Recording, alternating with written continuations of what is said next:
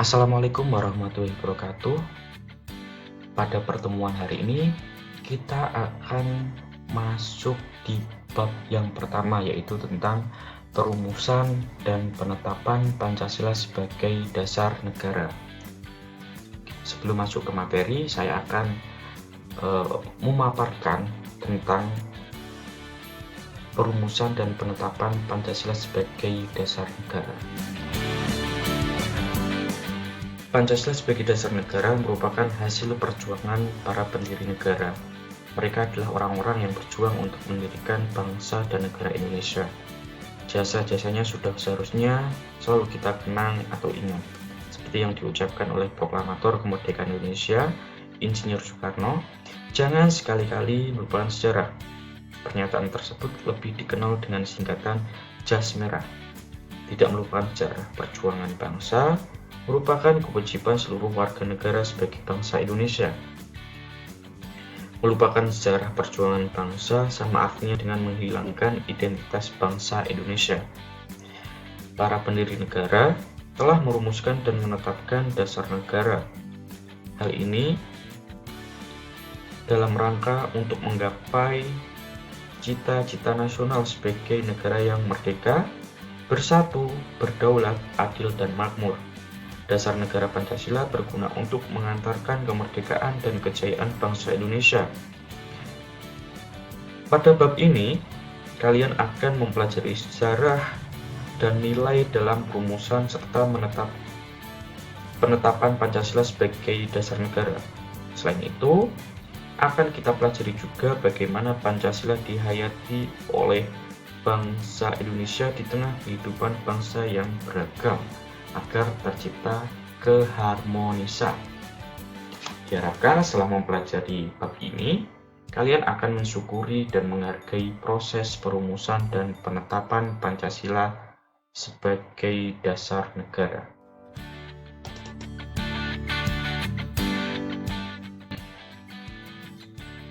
Dalam bab pertama ini terdapat kompetensi dasar dan indikator.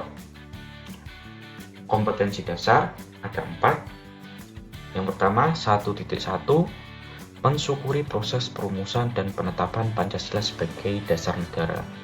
2.1, menghargai proses perumusan dan penetapan Pancasila sebagai dasar negara.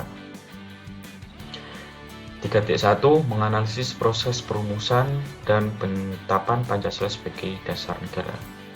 Yang keempat, 4.1 yaitu melaksanakan tanggung jawab atas keputusan bersama dengan semangat konsensus tokoh nasional dalam perumusan Pancasila.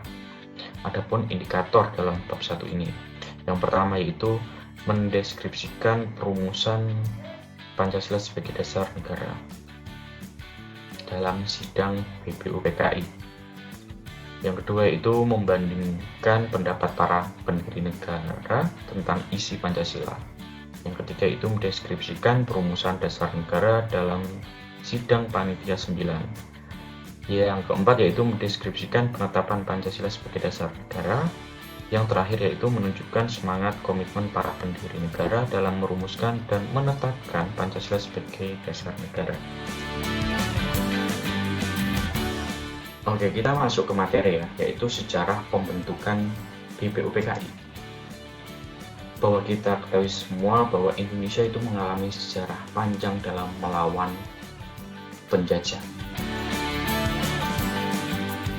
Sejarah juga mencatat kekalahan Belanda oleh Jepang dalam Perang Asia Timur Raya yang menyebabkan Indonesia dijajah Jepang.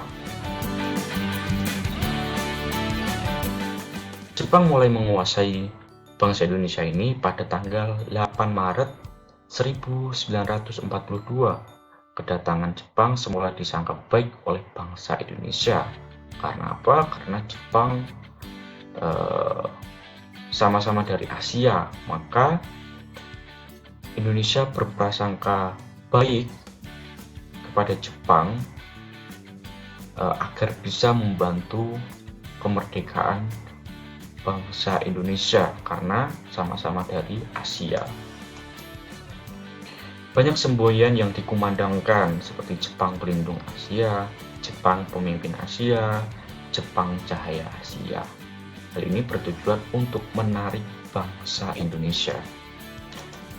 Akan tetapi pada kenyataannya, penderitaan Indonesia dijajah Jepang itu sama halnya seperti Indonesia dijajah Belanda, seperti pelaksanaan kerja paksa, pengambilan paksa, perbudakan paksa.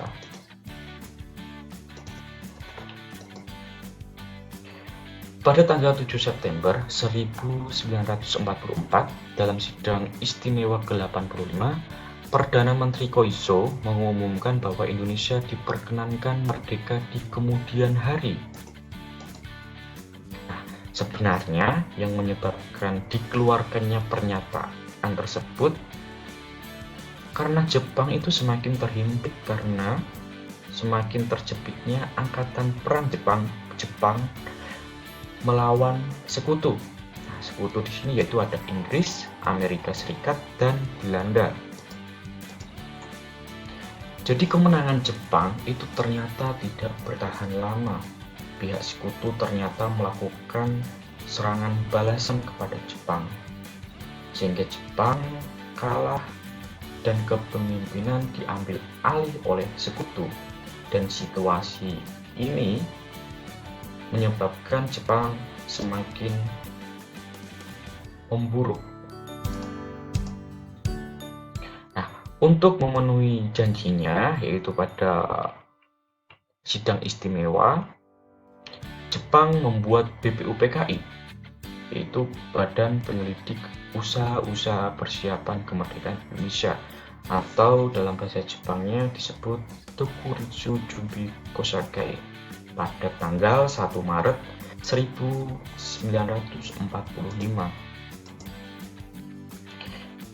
BPUPKI ini bertugas untuk menyelidiki kesiapan bangsa Indonesia dalam kemerdekaan dan membentuk pemerintahan sendiri.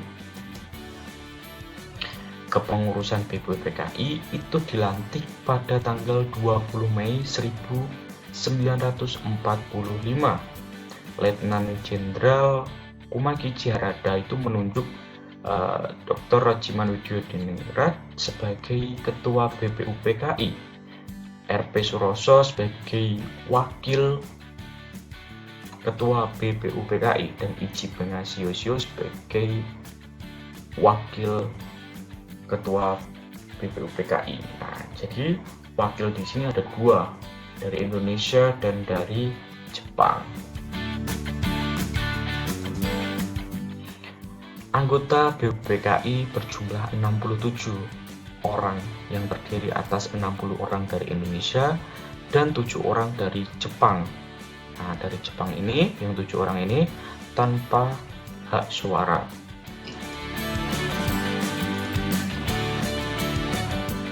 Adapun tokoh Indonesia yang menjadi anggota BPUPKI antara lain ada Soekarno, Muhatta, Yadjah Dewantara, Mas Mansur, Wahid Hasyim, Agus Salim, Supomo, dan Muhyamin. Nah, pembentukan BPUPKI inilah yang menjadi awal lahirnya Pancasila sebagai dasar negara Republik Indonesia. Nah, setelah terbentuk, BPUPKI mengadakan 2 kali sidang.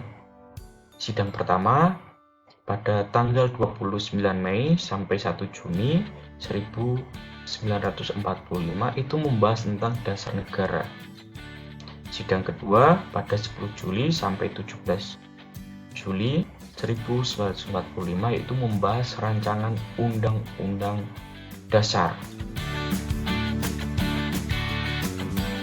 Nah, jadi kesimpulannya, Indonesia mengalami sejarah panjang dalam melawan penjajah. Setelah Indonesia dijajah oleh Belanda, Jepang menjajah Indonesia. Kedatangan Jepang awal mulanya disangka baik oleh bangsa Indonesia. Akan tetapi pada kenyataannya Jepang tidak ada bedanya dengan Belanda saat menjajah Indonesia. Pihak Jepang memberikan janji kepada Indonesia dengan merdeka di kemudian hari. Akan tetapi ini hanya akal-akalan Jepang agar Indonesia bisa membantu Jepang melawan sekutu. Nah, untuk memenuhi janji Jepang, dibentuk BPUPKI yang bertugas menyelidiki persiapan kemerdekaan Indonesia dengan diketuai oleh Rajiman Widoyo-Dingrat dan Wakil Ketua Suroso dari Indonesia dan Ichiban Shimizu dari Jepang. Anggota BPUPKI ini ada 67, 60 dari Indonesia dan 7 dari Jepang. Nah, setelah terbentuknya BPUPKI, maka dilaksanakan 2 kali sidang. Sidang pertama itu membahas dasar negara dan sidang kedua membahas rancangan undang-undang dasar. Oke, sekian pembelajaran pada pagi hari ini yang membahas tentang sejarah terbentuknya BPUPKI. Sekian dari saya. Wassalamualaikum warahmatullahi wabarakatuh.